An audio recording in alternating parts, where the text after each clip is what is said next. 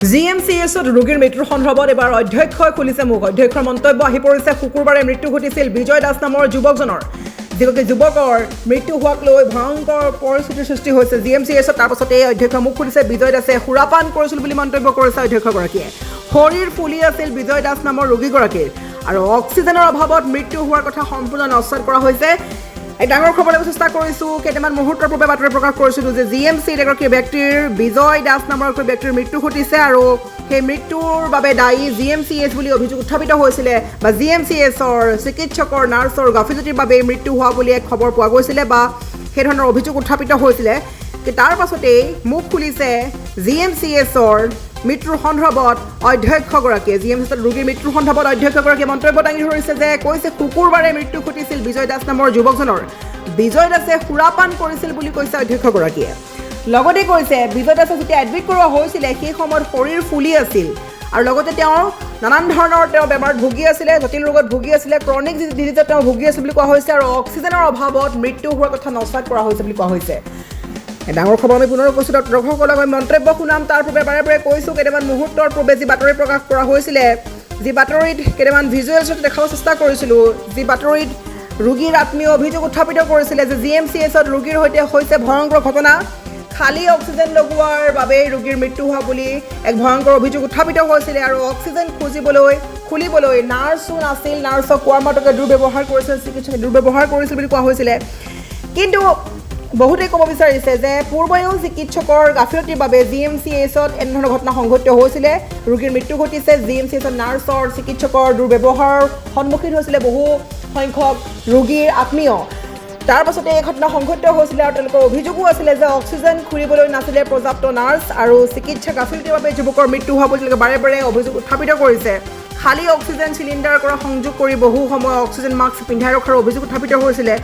তাৰ পাছতে উশাহ নিশাহৰ সমস্যাত ভুগি অক্সিজেনৰ অভাৱতে ব্যক্তিগৰাকীৰ মৃত্যু হোৱা বুলি কৈছিলে আৰু চেলাইন দিয়াৰ সময়ত উল্টাই বটল লৈ তেজ যোৱাৰো অভিযোগ উত্থাপিত কৰিছিল। তেনে অভিযোগ মিছা বুলি এক প্ৰকাৰ কোৱা হৈছে বা এই সন্দৰ্ভত জিএমচিএছত ৰোগীৰ মৃত্যুৰ সন্দৰ্ভত অধ্যক্ষগৰাকীয়ে মন্তব্য দাঙি ধৰিছে। তেওঁ কৈছে যে শুকুৰবাৰে মৃত্যু ঘটিছিল বিজয় দাসৰ।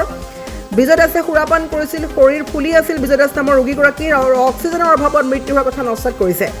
আমি এই মুহূৰ্তত অধ্যক্ষগৰাকীৰ মন্তব্য শুনাব বিচাৰিছোঁ। যোৱাকালি ৰাতি 12টা বজাত আমাৰ বিজয় দাস বুলি এগৰাকী যুৱক, তেখেতে জালুকবাৰীৰ বাসিন্দা হয়, তেওঁক লৈ আনিছিলে আবেলি ৰাতিৰ সময়ত। কেজুৱেলিটিৰ পৰা বাকী টেষ্ট কৰাৰ পিছত তেওঁক আমি ডায়েগন'চিছ কৰিলোঁ বা যোনখিনি তেওঁলোকৰ ঘৰৰ সতীৰ্থই ক'লে, হিষ্ট্ৰী দিলে, তাৰ মতে আমাৰ লৱাৰ ৰেছপিৰেটৰী ইনফেকশ্যন কেইদিনমানৰ পৰা হৈ আছিলে বুকৰ আৰু তেখেতৰ কলা পায়খানা হৈছিলে। তেখেতে একচুৱেলি মদ্যপান কৰি থাকিছিলে, চ' তেওঁ আমি এলকহলিক লিভাৰ ডিজিজো আছিলে, লগতে হেমাটমেচিছ যোনটো ব্লাডটো ওলাই গ'লে হয়, লগতে গা চা ফুলি আছিলে।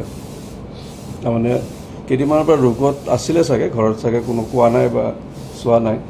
অহাৰ পিছত আমাৰ যোনখিনি কৰিব লগা কৰিলে, কেজুৱেলিটিৰ পিছত আমাৰ ৱাৰ্ডলৈ লৈ যোৱা যায় আৰু তাৰ পৰা আমি ইমাৰ্জেঞ্চি ICU, জেনেৰেল ICU, আমাৰ মেডিকেল ICU গোটেইবিলাকতে আমি খবৰ লোৱা গ'ল। কিন্তু ভাগ্যক্ৰমে তেখেতৰ আমি বেড খালি নাপালোঁ আৰু বাকী যোনখিনি দিব লগা আছিলে আমাৰ গোটেইখিনি দিছিলেই।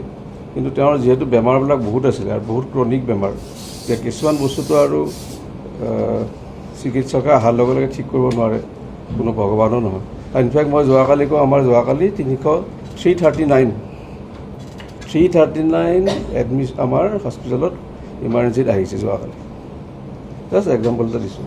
তাৰে 142টা এডমিশ্যন হৈছে, তাৰে 95টা মেডিচিনৰ এডমিশ্যন হৈছে, চাৰ্জাৰী এডমিশ্যন হয়, অপাৰেশ্যন হৈছে 7টা, ইমাৰ্জেঞ্চি মেডিচিনৰ যি বেড খুব বেছিকৈ বেয়া থাকিলে কাৰ্ডিয়েক তেওঁলোককো দিয়া যায়, গাড়ীৰ এক্সিডেণ্টটো থাকেই আৰু লগতে আমাৰ আজিকালি ICU বহুত কেইখন আমি আপোনালোকে জানে জাপানীজ এনকেফেলাইটিছকে ৰাখি থওঁ।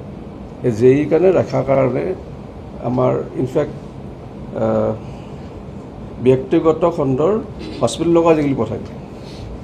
যদিও এটা চৰকাৰৰ এটা নিৰ্দেশনা আছে যে JEE থাকিলে তেওঁলোকে ৰাখিব লাগে আৰু যোনটো খৰচ হয় সেইটো বহনটো চৰকাৰে ঘূৰাই দিব। কিন্তু আমি দেখিছোঁ যে নতুন ট্ৰেইন এটা আহিছে, চব পঠাই দিয়ে। দিয়াৰ লগে লগে আমাৰতো এটা লিমিটেড বস্তু থাকে ন আপোনাৰ ঘৰতো যদি 5টা ৰুম থাকে 25টা মানুহ আহি ওলায় এটা অসুবিধা হৈ যায় যি হ'ল আৰু আমাৰো বেয়া লাগিছে আমিও চবেই বিচাৰোঁ সকলোৱে যেন ভালকৈ যায় কেইটামান ক্ষেত্ৰত আমাৰ টেকনিকেলি কিছুমান বস্তু আমি পচিবল নহয় আৰু সেইকাৰণে মোৰ ফালৰ পৰাই মই এইখিনি মন্তব্য দিম আৰু আপোনাৰ অভিযোগ আহিছে যে চিকিৎসকৰ দুৰ্ব্যৱহাৰ আপুনি টেকনিক্যালি ডিফল্টৰ কথা ক'লে কিন্তু যিটো আপোনাৰ নৈতিক কিছুমান মানে স্বভাৱৰ কথা আহি পৰে সেই বিষয়ে আপুনি কি ক'ব চিকিৎসকৰ দুৰ্ব্যৱহাৰটো কথা মাজে মাজে আপোনাক কৈ থাকে লাষ্টতো আমি কৈছিলোঁ আমাৰ আজিকালি বহুত যোনবিলাক নতুনকৈ নিযুক্তি হয় আজিকালি চৰকাৰে ষ্টাফ কলেজত এটা ট্ৰেইনিং ছেশ্যনো কৰে আজিকালি how to behave with patients সেই লগতে আমাৰ নাৰ্ছিং ষ্টাফৰ কেইটাও কৰে সেইখিনি বস্তু বহুতখিনি কমিছে 2-এটা থাকিব পাৰে মই এইটোত নকওঁ যে চব 100% নহয় বুলি নকওঁ মোৰো কেতিয়াবা দুৰ্ব্যৱহাৰ থাকে সেইকাৰণে সেই বস্তুটোত আমি চেষ্টা কৰিম যাতে এই বস্তুটো যেন পূৰা ৰোধ হৈ যায় 110% চেষ্টা মোৰ ফালৰ থাকে কথাটো কি হ'ল তাৰমানে আমাৰ ৰিচেণ্টলি দেখিলোঁ যেতিয়া আমি শ্বিফটিঙৰ কথাটো আহিলে এই বহুত মানে